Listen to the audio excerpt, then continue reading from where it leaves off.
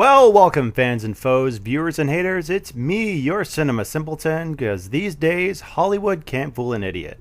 Who doesn't love reality TV? Whether it's, American Idol, Big Brother, The Bachelor, all kinds of stuff like that. What really started with me was the first really big reality TV show, which was Survivor. But I was really interested when I started to get into what the whole phenomenon of Hunger Games was about, because everybody was reading it, so I wanted to figure out what was the mystery that drew people into checking it out. So I read about it, and I was like, okay, so this is interesting commentary on basically reality TV, the whole concept of how the audience that would be us, views the people who are put on television in these game shows, connecting the performance individual, the person who is thrown onto TV and is basically, a brand, sort of like, Jerry from Survivor. If I throw you that name, then you know exactly what I'm talking about. That's the kind of thing that you're used to because it's reality TV. It's sensationalizing it. So the movie Hunger Games, I'll give you the synopsis or the basic, plot right here. It's these kids in a post-apocalyptic kind of future, and they're put on this reality TV show where it's basically it's a game that's broadcast on national television where they all have to basically survive in the middle of the forest, and they have to kill each other. And the winner, I don't think they really explained what the winner wins in this movie. That's, in a nutshell, what this movie's about. Now, this was not a boring movie, nor do I think that this was a bad movie. I understand that it's this whole commentary about reality TV, as I mentioned before, but there's not much else to it. And they do hit some very solid points, like stuff you would expect to see in a reality TV show. Like, for instance, characters being pulled in various directions, like the manipulation of character story arcs and stuff like that. A very cutthroat competition, character alliances. But at the end of the day, what else is this movie? They don't explore this whole universe that the film is set in, atmosphere, or the culture. They really just kind of lay stuff on the table and expect the audience to fill in the gaps. Now, if you've read the books, maybe you understand that a bit better. And I was talking to a friend of mine that had actually read the books, and they said that only so much is explained in the first book, but the second and third, they kind of do explain that.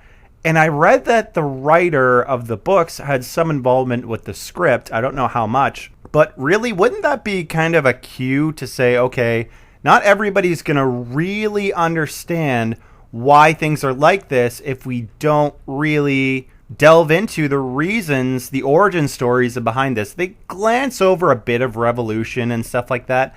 Imagine watching a movie like 1984 and having no context as to why the world has been plunged into chaos. They have backstory here, but it's very skim across the top and leaves me lost.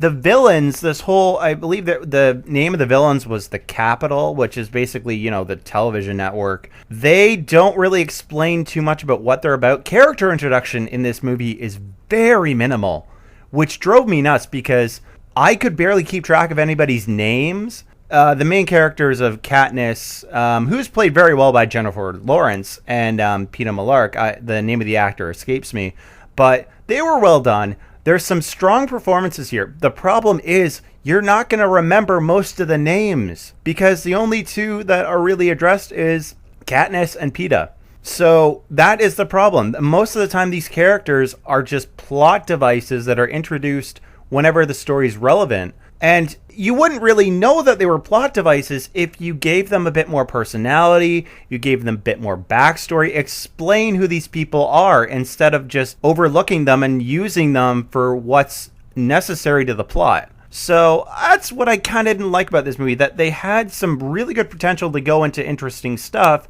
but they didn't really kind of use that opportunity. The log line here is basically, it's a commentary on reality TV, and not much more. There's not a lot of meat other than that to the story. If you want to take an example like the X-Men series, what does the X-Men series symbolize? It symbolizes racism, intolerance, prejudice, bigotry. That's the thing that X-Men is, but at the same time, at the end of the day, X-Men's also about mutants who are fighting for a better world. That's sort of what Hunger Games is, except, there's excitement here. The action's very exciting. Like, it's this kind of horror movie formula because things can pop out of nowhere. But at the same time, aside from the commentary and the symbolism, there's not much else to offer. So I'm going to give it a 3.5 out of 5. I'm sure that fans of the books will love it. But I think that people who haven't read what it's about are probably going to get lost easily in what all is happening. Did you know, since this is apparently a fight to the death kind of tournament, that Kano from Mortal Kombat is in this movie? Yeah, this must be his prequel story because he's got to be, 18 years old? And I know what you're saying. His name is not Kano, it's Kato. He's got the same brutal personality. He's got the same kind of attitude, like, I'm going to kill people because I like it. That's all I've been trained to do. I'm a bad boy. Urgh. And by the end of the movie, he looks almost exactly like Kano. In fact, he's one step away from getting a cybernetic eye.